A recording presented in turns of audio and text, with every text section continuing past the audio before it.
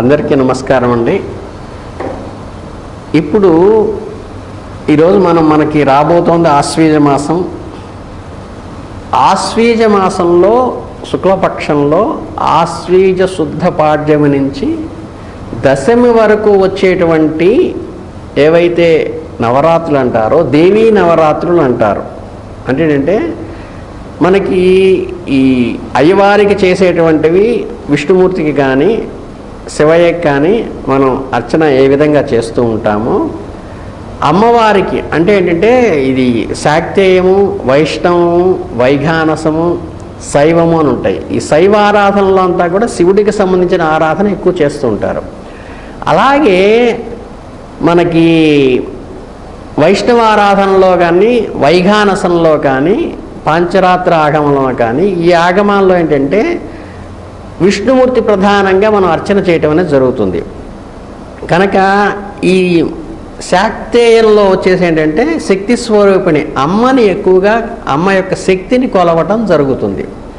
మీకు ప్రధానంగా ఏంటంటే ఈ వైష్ణవంలో ఎక్కువ ఏంటంటే ఆధ్యాత్మికతగా ఉండి ధార్మికమైన విషయాలకి ఎక్కువ ఉంటుంది. శివయ్య కూడా శివైక్యానికి కానీ ఇటు బోళాశంకరుడిగా ఉంటాను కానీ కొన్ని కోరికలిసడానికి ఉంటుంది. కానీ శాక్తేయంలో ఉన్నటువంటి ప్రధానమైన గొప్పతనం ఏంటంటే మీకు తండ్రికి తల్లికి డిఫరెన్స్ తెలుసు. తండ్రి ఎప్పుడూ కూడా మనని రెక్టిఫై చేయటం కోసము, ఒక క్రమశిక్షణలో పెట్టడం కోసము, అవసరం అయితే ఏంటంటే దాన్ని కంట్రోల్ చేసి అంటే మన కోరికలని తగ్గించి మన క్రమబద్ధతలో పెట్టడానికి సహకరించేవాడు తండ్రి. కానీ తల్లి మనసు ఏమిటంటే మన మనసును అర్థం చేసుకుని మనకి అవసరమైనటువంటి కోరికలన్నీ తీర్చి మన ఇష్టాలు సమకూర్చి చక్కగా ఏది కావాలంటే ఇది వండి పెట్టి మన వృద్ధిలోకి రావడం కోసం కోరుకునేది తల్లి. అందుకని ఏంటంటే అమ్మవారి యొక్క గొప్పతనం ఏంటంటే అమ్మవారికి అభీష్ట సిద్ధిస్తుంది. ఫస్ట్ మీకు మనం పుట్టినప్పటి నుంచి శివైక్యం పొందటం అనేది చివరి మెట్టు, మోక్షం అనేది చివరి మెట్టు. కానీ ఐహికంగా మనం బతకాలంటే, మనం జీవించాలంటే మనకేదో పిల్లలు పెళ్ళిళ్ళు కావాలనో, లేకపోతే అబ్బాయికి చక్కగా ఉద్యోగం రావాలనో, లేకపోతే ఏంటంటే వాళ్ళకి కూతురికి అల్లుడికి పిల్లలు పుట్టాలనో, లేకపోతే కొడుక్కి కోళ్ళకి పిల్లలు పుట్టాలనో, మనకు కొన్ని ఐహికమైన ఇల్లు కట్టుకోవాలనో, లేకపోతే ఒక పొలం కొనుక్కోవాలనో, లేక వ్యాపారంలో వృద్ధి రావాలనో, ఆర్థికంగా వృద్ధిలోకి రావాలనో మనకి మినిమం నీడ్స్ అనేవి ఉంటాయి. ఏంటంటే వివేకానందుడు చెప్పినట్టుగా ఆకలితో మాడుతున్న వాడికి వేదాంతం చెబితే ఎక్కదు. అందుకనేంటి మనకి ఆధ్యాత్మికత ఎంత అవసరమో, ధార్మికత ఎంత అవసరమో, ఖచ్చితంగా దానికి కావాల్సినటువంటి ఐహికమైనటువంటి కోరికలు కూడా అంతే అవసరం. కాబట్టి ఐహికమైనటువంటి మన అభీష్టాలన్నీ నెరవేరుస్తూ చివరికి మోక్షాన్ని ఇచ్చేది అమ్మవారు. సో కనుక ఏంటంటే మనకి అడగంగానే అన్నం పెట్టేది అమ్మ. కాబట్టి మనకి అమ్మని పూజించడం అనేది ప్రధానంగా సంవత్సరం మొత్తంలో 365 రోజుల్లో ప్రధానంగా అమ్మని పూజించేటువంటి ప్రశస్తమైనటువంటి పర్వదినాలు ఏవైతే ఉన్నాయంటే ఆశ్వీజ బహుళ పాడ్యమి నుంచి మనకి దశమి వరకు, విజయదశమి వరకు కూడా పర్వదినాలుగా ఉంటాయి. దీంట్లో మనకి ఈ సంవత్సరం 24వ సంవత్సరంలో వచ్చేటప్పుడు ఏంటంటే మనకి పాడ్యమి తిథి వచ్చేసేసి మనకి ప్రధానంగా 3వ తారీఖు స్టార్ట్ అవుతుంది. దశమి తిథి వచ్చేసేసరికి విజయదశమి వచ్చేసరికి 12వ తారీఖు ఎండ్ అవుతుంది. ఇప్పుడు ఏంటంటే ప్రధానంగా మనకు చాలామందికి ఉండేటువంటిది ఏంటంటే ప్రతి గుళ్ళో కూడా ఫస్ట్ బాలా త్రిపుర సుందరి అని, తర్వాత లలిత అని, తర్వాత అన్నపూర్ణాదేవని, తర్వాత మహాలక్ష్మి అవతారమని, తర్వాత సరస్వతి అవతారమని, తర్వాత ఏంటంటే మహిషాసురమర్ధని అని, తర్వాత కొన్నిట్లో ఫైనల్గా దుర్గా అని, కొన్నిట్లో రాజరాజేశ్వరని మనకి అలంకారాలు చేస్తూ ఉంటారు. వీటిల్లోకి వచ్చేసి ఏంటంటే చాలామంది ఏ రంగు వస్త్రం ఆ రోజు కట్టుకోవాలని, ఏ రకమైన ప్రసాదాలు ఆ రోజు చేయాలనేటువంటిది చాలామందికి ఒక్కొక్కళ్ళు ఒక్కో రకంగా చెప్తున్నారని ధర్మ సందేహం చాలా ఉంటుంది.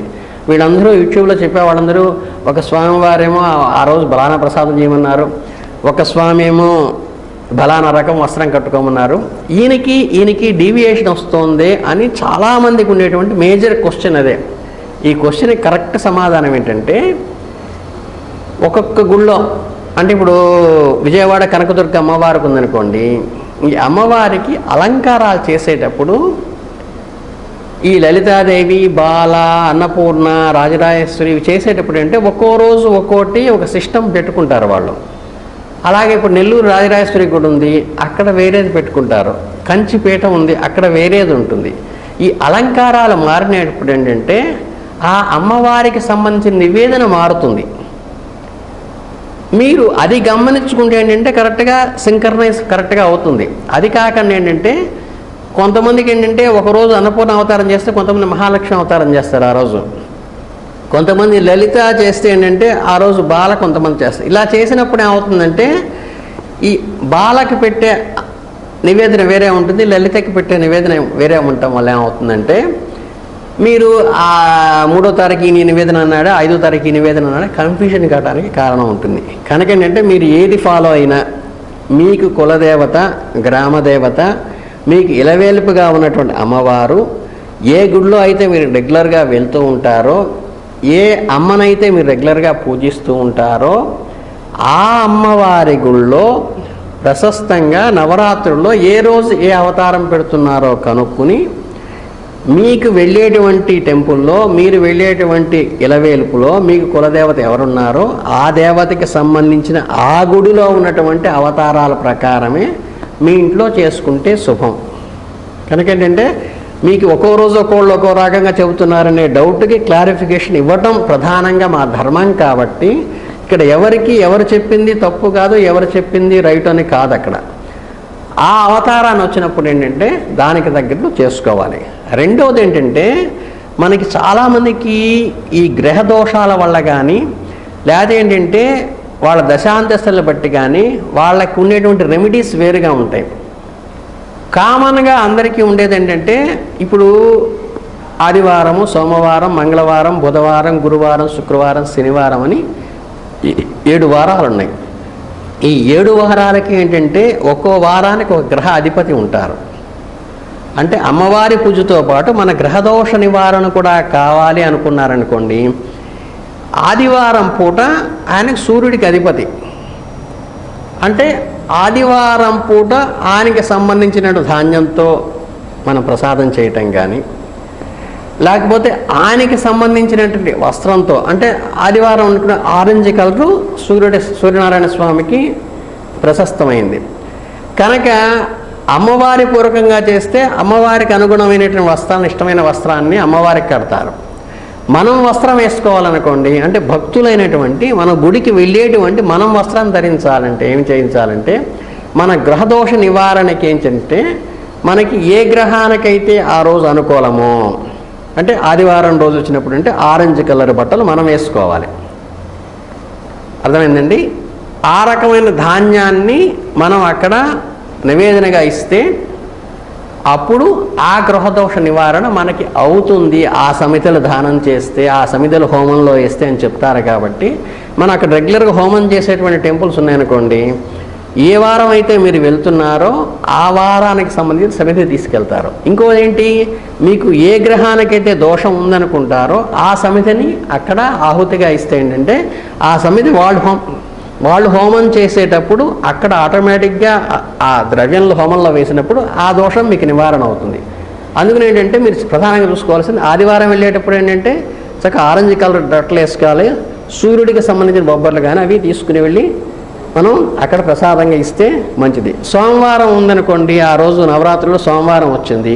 సోమవారం చంద్రుడికి సంకేతం కాబట్టి చంద్ర సంబంధమైనటువంటి తెల్లని వస్త్రాలు కట్టుకోవటము, చంద్ర సంబంధమైనటువంటి సమిధలు తీసుకెళ్ళి అక్కడ హోమానికి, అక్కడ హోమం చేసే గుళ్ళు ఉంటే అక్కడ హోమానికి ఆ ద్రవ్యం ఇవ్వటము అనేది, చంద్ర సంబంధమైనటువంటి బియ్యంతో చేసినటువంటి పాయసం కానీ పరవాణం కానీ అట్లాంటివి మనం అక్కడ నివేదనగా సమర్పిస్తే ఆ గ్రహదోష నివారణ అవుతుంది. అలాగే బుధగ్రహం ఉంది, బుధవారం వచ్చినప్పుడు బుధగ్రహం ఉంటుంది. బుధగ్రహానికి బుధుడికి సంకేతం ఏంటి, పెసలు, పచ్చి పెసలు సంకేతం. కాబట్టి ఆ రోజు ఏంటంటే పచ్చి పెసలతో చేసిన ముద్గానం కానీ పెసలు చక్కగా తాలింపు కానీ పెట్టి ఇచ్చే ఏంటంటే మనకు బాగుంటుంది. ఆ రోజు మనం మన బుధ సంబంధమైన అనుకూలమైనటువంటి ఆకుపచ్చని వస్త్రాలు ధరిస్తే మనకి సుఖం. గురువారం వెళ్తున్నాము, పసుపు పక్షం అంటే వస్త్రాలు కట్టుకోవాలి మనకి. ఆ రోజు గురువుకు సంకేతమైనటువంటి శనగలు ఏవైతే ఉంటాయో శనగలు సాతాళింపు శనగలు కనుక గుళ్ళో నివేదనగా ఇస్తే మనకి మంచి జరుగుతుంది, గ్రహదోష నివారణ అవుతుంది. శుక్రవారము అలాగే ఏంటంటే చక్కగా తెల్లటి వస్త్రం కానీ అవి మీకు కట్టుకుంటారు. శనివారము ఏంటంటే మనకి నల్లని వస్త్రం కానీ, నలుపు అంటే ఏంటంటే కొంచెం బ్రౌన్ డార్క్ బ్రౌన్ కానీ ఈ కలర్ వస్త్రాలు కానీ కట్టుకోవచ్చు. ఆ తర్వాత రాహుకి తర్వాత కేతువుకి అంటే బూడిద వర్ణం కానీ మిక్స్డ్ కలర్లో ఉన్నటువంటి వస్త్రాలు కానీ కట్టుకోవటము, వాటికి సంబంధించినటువంటి ఉలవలు అలచందులు అవి ప్రసాదంగా ఇస్తే మనకి నివారణ అవుతాయి. కనుక ఏంటంటే చాలామందికి ఉన్న ధర్మ సందేహము ఒక్కొక్క టెంపుల్లో ఒక్కొక్క రోజు ఒక్కొక్క దేవతకి అలంకారం ఉంటుంది. విజయవాడకి, నెల్లూరుకి, కంచికి పీఠానికి ప్రతి దేవాలయానికి కూడా అలంకారాలు మారుతాయి. కాబట్టి అమ్మవారికి పెట్టే చీరలు రంగు మారుతుంది, వాళ్ళకి పెట్టే ప్రసాదము మారుతుంది. మనము మన గ్రహ నివారణగా వెళ్ళేటప్పుడు అమ్మవారు పెట్టిన కలర్ కట్టుకోవడం కాకుండా ఆ గ్రహానికి ఆ రోజుకి ఆ వారానికి సంబంధించింది మనం కట్టుకుని వెళ్ళి మనం ఆ రకమైన ప్రసాదం ఆ రకమైన సమితుల హోమానికి ఇచ్చినప్పుడు మనకి గ్రహ నివారణ అవుతుంది. ఇది గుర్తుపెట్టుకుని చక్కగా అమ్మవారి కటాక్షానికి పాత్రులైతే అక్కడ భక్తి ప్రధానము, భక్తి మోక్షానికి ఐక్యమైన కోరికలు తీరడానికి ఎంత ప్రధానమో మనకి గ్రహదోషాల నివారణ అవ్వటం కూడా అంతే ప్రధానం. కాబట్టి మనం ఇవన్నీ గుర్తుపెట్టుకుంటే ఈ లోపల ఉన్నటువంటి క్లమ్జీ మైండ్ని పోయి పర్ఫెక్ట్గా అందరూ ప్రశాంతమైన మనసుతో అమ్మవారు చక్కగా ఎలుగెత్తి పిలిస్తే అమ్మవారు పరిగెత్తుకొచ్చి చక్కగా ఒళ్ళో పెట్టుకుని నాన్న అమ్మలాగా అన్నం పెడుతుంది. ఆ అన్నం పెట్టడం అనేది, అనుగ్రహించడం అనేది మనకి సర్వాభీష్టాలు నివారణకు కారణమవుతాయి. కాబట్టి మీరందరూ ఎక్కడా కూడా కన్ఫ్యూషన్ కాకుండా ఇది గమనించుకుని ముందుకు వెళ్తే బాగుంటుందని మీ అందరికీ అమ్మ కటాక్షం సంపూర్ణంగా కలిగి ఆయురారోగ్య ఐశ్వర్యాలతో తొలగోగాలని మనస్ఫూర్తిగా కోరుకుంటూ ధన్యవాదాలు.